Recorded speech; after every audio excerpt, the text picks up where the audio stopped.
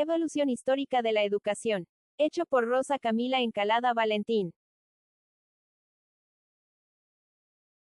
El origen del conocimiento. Cuando los dioses crearon a los seres vivos, encargaron a Prometeo y Epimeteo repartir las cualidades necesarias para sobrevivir. Epimeteo dio todo a los animales, dejando al hombre sin defensas ni habilidades. Para ayudarlo, Prometeo robó el fuego y la sabiduría técnica de los dioses, dándole al ser humano la capacidad de crear herramientas, protegerse y progresar. Sin embargo, los hombres seguían sin poder convivir en paz. Entonces Zeus envió a Hermes con dos dones esenciales, el respeto y la justicia, para que pudieran vivir juntos en armonía y formar comunidades. Este mito enseña que el ser humano solo puede sobrevivir gracias a dos aprendizajes, las técnicas para transformar el mundo y las normas morales para convivir. Ambas deben aprenderse, no nacen de forma natural. Reflexión. Desde su origen, el ser humano comprendió que el conocimiento sin justicia puede destruir, y que la técnica sin moral es un fuego peligroso. Prometeo encendió la llama del saber, pero fue Zeus quien enseñó el arte de vivir juntos. Educar es mantener ese fuego encendido y darle sentido humano. El género humano. A lo largo del tiempo, distintos grupos humanos han evolucionado de formas diferentes, algunos progresaron, otros se estancaron o desaparecieron. Por eso distinguimos entre sociedades primitivas y sociedades civilizadas, aunque dentro de ambas existen muchas diferencias culturales, religiosas y de forma de vida. Cada grupo humano posee una cultura propia, entendida como el conjunto de técnicas, costumbres, creencias y formas de comportamiento que le permiten sobrevivir, convivir y desarrollarse. Incluso los gestos más simples, como un saludo o un rito, tienen un propósito social, mantener la armonía y asegurar la vida en comunidad. La cultura es la primera maestra. Nos enseña antes de que existan escuelas, nos forma antes de que sepamos leer. La educación comienza cuando el ser humano decide transmitir lo que ama y lo que teme perder. Educación en el Antiguo Oriente. Antes de que Grecia brillara, otras civilizaciones ya habían desarrollado complejos sistemas educativos. En Egipto, Babilonia, la India y China, la enseñanza estaba destinada a formar escribas, sacerdotes y guerreros. El conocimiento era profundo, pero reservado a una élite. La educación no buscaba libertad, sino obediencia y conservación de la tradición. Los maestros eran guardianes de los secretos del templo o del Estado. De Oriente a Grecia, el nacimiento de la libertad educativa. Grecia heredó el saber de Oriente, pero lo transformó. Creó una cultura racional, abierta y reflexiva. En lugar de sacerdotes que guardaban el conocimiento, los griegos fundaron escuelas donde se discutía y se pensaba. Su ideal educativo no fue el del guerrero ni el del escriba, sino el del ciudadano libre, capaz de razonar, debatir y participar en la vida pública. Grecia dio un paso inmenso en la historia humana, enseñó que aprender no es obedecer, sino comprender. Así nació la educación como diálogo y la libertad como método. La educación en las polis. Esparta y Atenas. Esparta educó para la guerra. Desde el nacimiento, el Estado decidía quién merecía vivir. A los 7 años, los niños eran separados de sus familias y educados colectivamente en disciplina, obediencia y resistencia. El cuerpo valía más que la mente. Esparta formó soldados perfectos, pero no hombres libres. En su rigidez perdió lo que da sentido a la educación, la humanidad.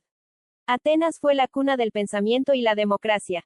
Allí, la educación buscó formar al ciudadano completo, libre, justo y amante de la belleza. Su paideia unía cuerpo y espíritu, gimnasia, música, poesía, filosofía y razón. Atenas comprendió que el alma también debe entrenarse. Educar no era solo instruir, sino formar hombres libres, capaces de pensar, dialogar y decidir por sí mismos. La infancia en las culturas antiguas. En Egipto, los niños eran valorados, en Mesopotamia, usados como mano de obra, en Esparta, propiedad del Estado, en Roma, del padre. El cristianismo trajo un cambio profundo, proclamó que todos los seres humanos, incluidos los niños, son hijos de un mismo Dios. A partir de ahí, la infancia comenzó a verse como un valor, no como una carga. Educadores como Quintiliano y San Agustín propusieron métodos basados en el respeto, el juego y el amor. La mirada sobre el niño reveló la verdadera esencia de la educación: enseñar no es dominar, sino cuidar. Educar es proteger la semilla del futuro.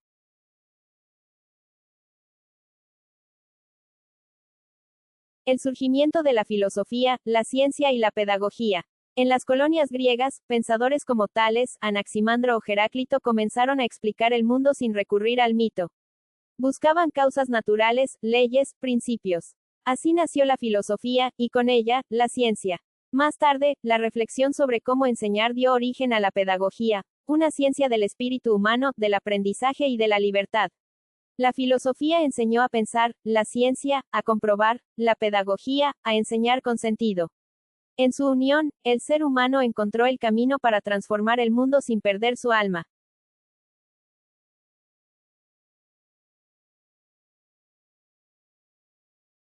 Filosofía, pedagogía y ciencia, el saber que forma.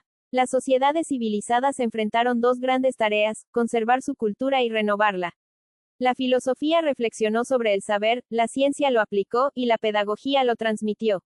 Juntas construyeron el puente entre el conocimiento y la formación humana. Educar es conservar lo valioso y cambiar lo necesario. Es hacer del conocimiento una herramienta para vivir mejor y convivir en paz. La historia de la infancia y la educación es, en el fondo, la historia de cómo la humanidad aprendió a amar y cuidar. En las antiguas civilizaciones, los niños eran vistos como posesiones o futuros soldados, pero con el paso del tiempo comenzaron a reconocerse como seres valiosos, merecedores de ternura y enseñanza. Grecia dio un paso importante, mientras Esparta formaba cuerpos fuertes, Atenas buscaba almas libres y pensantes. Y más tarde, con el cristianismo, la infancia se llenó de sentido humano y espiritual, el niño pasó a ser símbolo de pureza, esperanza y amor. Así, tras siglos de cambio, entendimos que educar no es imponer, sino acompañar, no es moldear, sino guiar con cariño. Porque una sociedad se define no por su poder ni su riqueza, sino por cómo protege a sus niños, esos pequeños que guardan en su mirada el reflejo más puro del futuro. En conclusión, la educación es mucho más que un proceso académico, es un acto profundamente humano que moldea mentes, corazones y futuros.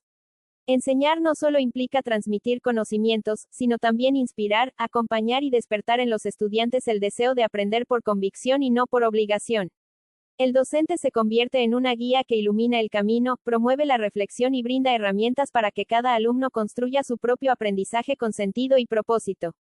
A través del acto educativo se forman valores, se fortalecen las capacidades intelectuales y emocionales, y se desarrollan competencias que permiten a los individuos integrarse de manera responsable y crítica en la sociedad.